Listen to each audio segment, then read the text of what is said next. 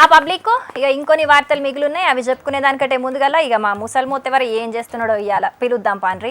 ఓ తాత ఏందయ్యాటి సంగతి? ఓ నేను మన్ను కొట్టగలరా, నీ తల పండు పలగగలరా, నన్ను ఆగం చేతివి కదరా. అరే పోరా, పోయి నన్ను నిమ్మ నీళ్ళు అన్న పట్టుకరా పోరా. చూడిగో ఎంత తిప్పుతుంది, ఆగం అవుతుందిరా, పానం ఎంత ఎట్లు అవుతుందిరా. నేను వద్దన్న కాదురా ఆడికి నాయన. అగో ఏమైందా తాత? గా అన్నని గట్లా తిట్టుకుంటా నిమ్మకాయ నీళ్ళు ఇమ్మంటున్నావు, ఏమైంది? కుంపదీసి నిన్న తాగుడు ఎక్కువైందా ఏంది ముసలోడా? అవ్వా దీని మంచి కొంపలు ముచ్చే ముఖంలో మొరం కొట్టగా చూస్తాను. అవురా అది ఎట్లా మాట్లాడుతుందో, నా పానం గాబరాయి నీందన్నాడుతా. నిన్న తాగింది ఎక్కువైందా అని అంటే అది దీని పరాజకాలలో మన్ను కొట్ట తెచ్చినవారా ఇక్కడ సలగడా. మరి నువ్వు ఏం మావలా చేసినావని అంత గాబరైతున్నది ముసలోడా నీకు? అరే శంకర్గా అబద్ధం ఆడకుండా నిజం చెప్పు కొడుక. నీకు నేను ఇచ్చిన అప్పు పైసలు తప్పించుకుందామని నన్ను సాగుకొచ్చేది అనుకు నాకు పెట్టే తిండి ఏదో కలిపి పట్టుకొచ్చినావు కదా. నిజం చెప్పు, లేకుంటే నా ముసలిదానికి చెప్పి నీ కొంకులని సాఫ్ చేయిస్తా కొడుక. గట్ల చేస్తానా? అగో మరి ఎందుకు ఇట్లా అవుతుందిరా మరి? కడుపులో మొత్తం నొప్పిలు వేసుకుంటా పేల్చుకొచ్చినట్టు అవుతుంది, కచ్చినట్టు అవుతుందిరా నాయనా. అరే నువ్వు పొద్దటి సంది ఏం తిన్నావో చెప్పు ముసలోడా, నీకేమైందో నేను చెప్తా గాని. అరే ఇలా పొద్దుగాలగా కొసవాడ కోయిరి కానీ మనవరాలిది ఓ నింపే ఫంక్షన్ ఏదో పంచనాల్లో అవుతుంది అని అంటే ఇక వీడు నేను ఇద్దరం కలిసి పోయినాం. పిల్ల ఆడికి పోయేటాలకు బువ్వ అయిపోయిందని బోర్లు బొచ్చలు అన్ని బోర్లు ఇచ్చి పెట్టిండు.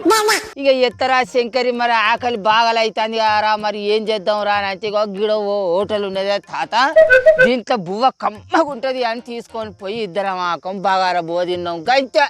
ఇక అప్పటి సంధి పెయ్యి అంతా ఇప్పుడు పేల్చుకొచ్చినట్టు అవుడు గాబర గాబర అవుతుంది. ఓ కారం హత్తుకుంటా కత్తాలి పిల్ల, ఏం చేయాలి? ఓ మీ హోటల్ తిండిలో మన్ను కొట్ట కదా ముసలోడా. ఫంక్షన్ కాడ కూడు లేకుండా ఇంటికి వచ్చి గింత తినాక గా హోటల్ బువ్వ ఎందుకు తిన్నారే?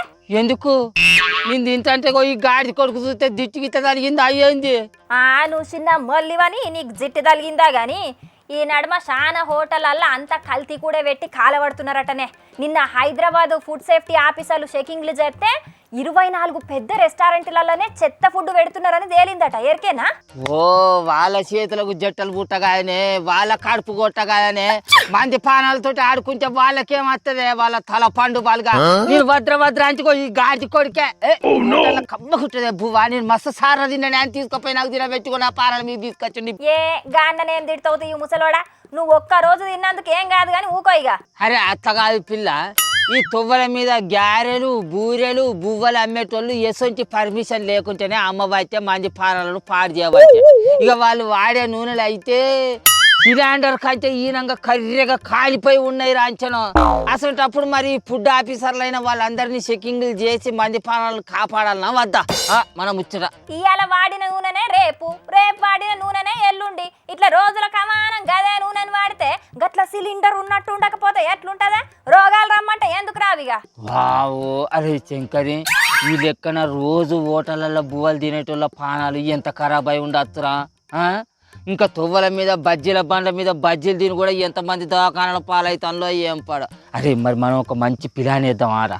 ఏం ప్లాన్ అది?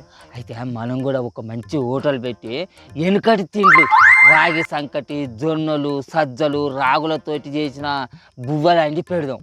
అట్లనే జొన్న గడక కూడా ఈ రోజులలో మస్తు ఫేమస్ రా. దాంట్లో నూనె వాడని అవసరం లేదు, మంచి పానాలు కూడా ఖరాబ్ చేయాల్సిన అవసరం కూడా లేదు, మంచిగా లాభం ఉంటుందిరా మనకు. చేద్దాం. 4 వద్దులు ఆగినాక లాభాల కోసానికి నువ్వు కూడా లత్కోర తిండే తయారు చేస్తావు పెద్ద మనిషి. అన్ని హోటళ్ళల్లో కూడా గిదే దందా నడుస్తున్నదట. ఇవాళ మిగిలిన ఫుడ్ ను ఫ్రిడ్జ్లలో పెట్టి రేపు అమ్ముతున్నారట. ఏరికేనా? మంది మేలు కోరేటోళ్ళమే కానీ వాళ్ళ పానాలు ఖరాబ్ చేయాలని చూస్తాం ఆనే కారా శంకరి. గత మాట్లాడుతానేమరా లేకిడిది. అందరు ముందుగల గట్లనే నీతులు చెప్తారు పెద్ద మనిషి, కానీ అటెనకాల ఇగో గిట్ల మంది పానాలను పాడు చేస్తుంటారు. కానీ అరే శంకరి, జనాలు అందరూ ఉన్నదేదో లేనిదేదో ఇంతనే వండుకొని తినాలి కానీ కమ్మగుంటాయి రుచిగుంటాయి మస్తుగుంటాయి అని పోయి హోటళ్ళల్లో తిన్నారు అనుకో, రోగాలను కూడా కొనుకొచ్చుకొని తలిగించుకున్నాడు అయితే. మరి కాదా మరి?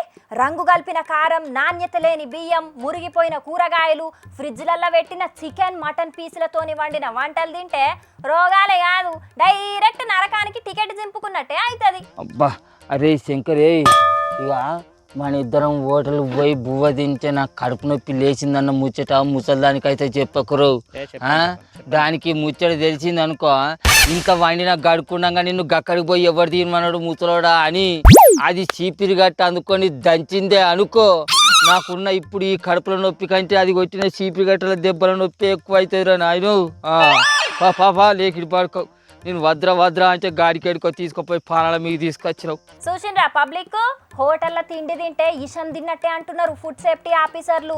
ఎందుకంటే పెద్ద పెద్ద హోటళ్ళల్లో చెకింగ్లు చేస్తే ఆడ కూడా మురిగిపోయిన చికెను పాసిపోయిన మటన్ను ఫ్రిడ్జ్లలోకి వెళ్ళి తీసి అండి పెడుతున్నారట. పబ్లిక్ ఇంట్లోనే ఉప్పో కారమో ఏదో వేసుకొని తిన్నా మంచిదే కానీ కమ్మగున్నాయని దినాం హోటల్ తిండికి ఎగబడతారంటే ఇక మీరు ధావకాన్ల చుట్టూ తిరుగుడు ఖాయం. మేము చెప్పేది చెప్పినాం, ఇక అటెన్ కాలం మీ ఇష్టం ఇక.